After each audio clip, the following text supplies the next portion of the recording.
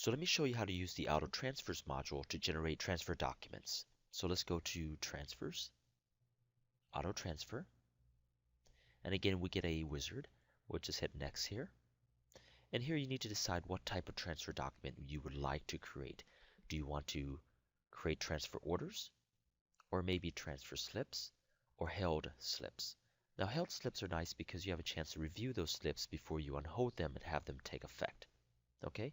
Now do keep in mind, if you're using transfer slips, if you're generating transfer slips, those slips will automatically be held if you're dealing with a serialized item or serial number items. Okay? So let's go ahead and generate transfer orders, and we'll put in our defaults here, the default associate, default dates. We'll just keep the defaults here. Hit Next. Now, source distribution options. Now, who are you transferring from? What store? So say we're transferring from store 0. Are you transferring specific items? Okay, so you can filter for that.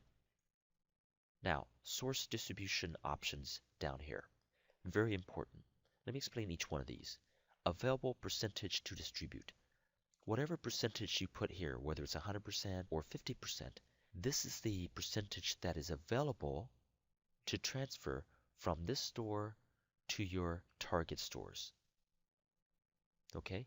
Now keep in mind that 50% may or may not be reached depending on the target store's needs. Okay? You're just saying that that amount is available to transfer.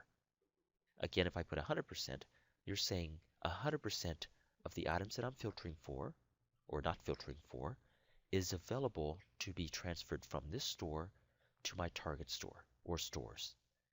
And that 100% may or may not be reached depending on the target store's needs. Okay? Now, force distribution percentage is a little bit different.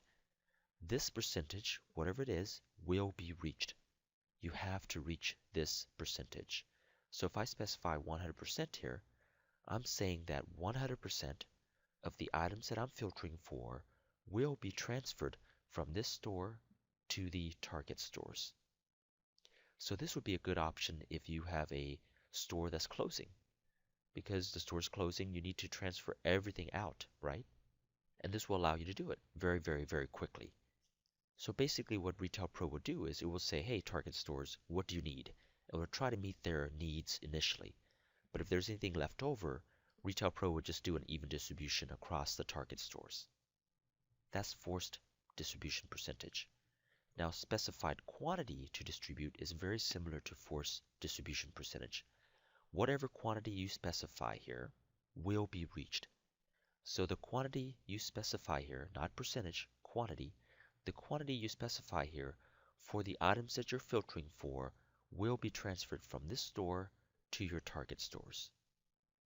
Again, Retail Pro will initially try to meet each target store's needs, but if there's anything left over, it will just do an even distribution.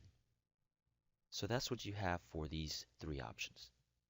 So for demonstration purposes, I'll say available percentage to distribute. I'll hit Next. Now, source analysis options. When you say you have X percentage, right, or let me go back, a specified quantity, what does that mean? Is that just on hand? Or is that on hand minus any commitments out on sales orders or transfer orders? Does that also include any commitments coming in on purchase orders? So Retail Pro needs to know what you're starting with, okay? Regardless of what options you choose for the distribution options. It needs to know what you have to start with.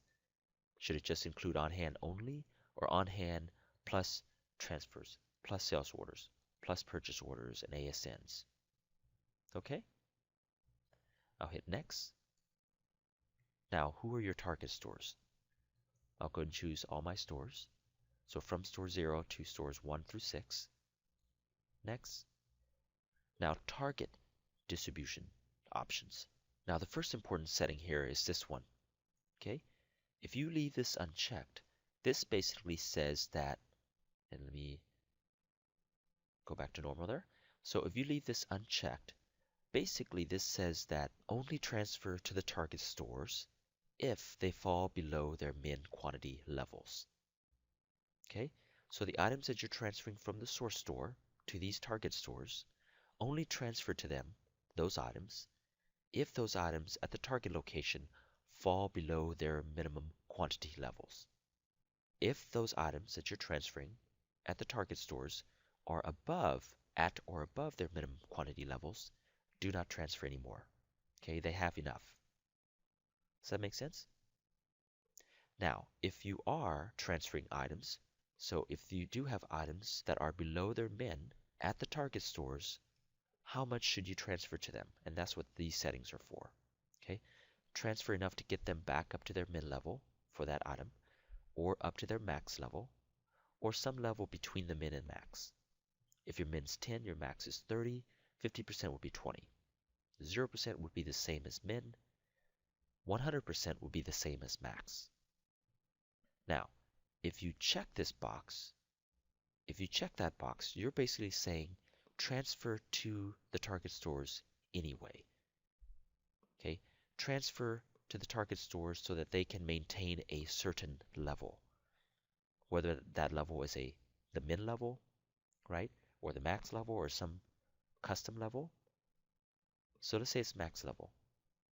So if you're transferring an item from the target source store to the target store, and the item's max is 30, and the item currently sits at 28, Retail Pro would want to transfer 2 more to get them to 30, even though they're way above their min of 10. Transfer anyway. Try to keep them at some level. That's what this checkbox does. Now I'm going to go ahead and uncheck this for demonstration purposes. Now notice there's another option called even distribution that is grayed out. That target distribution option is only available if you choose for the source distribution option, forced distribution percentage or specified quantity to distribute. So for example, I'll choose forced distribution. And you can see you now have available for you even distribution. What this does is this will basically ignore all mins and maxes at the target stores and just do a flat even distribution. So each target store should get roughly the same amount. Does that make sense? All right, so I'm going to turn that off. And I'll set this back to available percentage to distribute. And we'll continue on, okay? So now, target analysis. In order for Retail Pro to determine if an item at a target store is at or above its min or below its min, it needs to know what to take into account. Should it only look at the on-hand quantities at the target store? In which case you would leave all this unchecked, or should look at on-hand plus any transfers, going out or in, minus any sales orders going out, plus any purchase orders coming in. Okay? So you have all those options there. And you can choose. So say I want to take into account transfer orders. I'll hit next. At this point you're done and hit finish. And Retail Pro will tell you or suggest for you how much to transfer of each and every item to each and every store. Okay? I'm sorry, for a subsidiary. And here's the store numbers here. All right?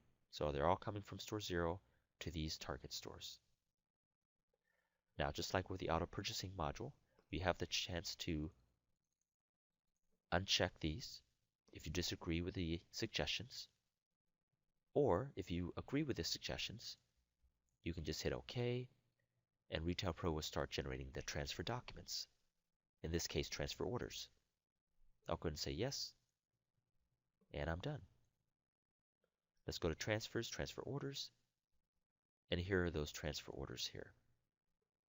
Okay, so let me go to form view, and here's all the items being transferred to the other stores. Okay, here's to store 1, looks like. A few to store 2, and so on. Okay, so that's it. That's the AutoTransfers module.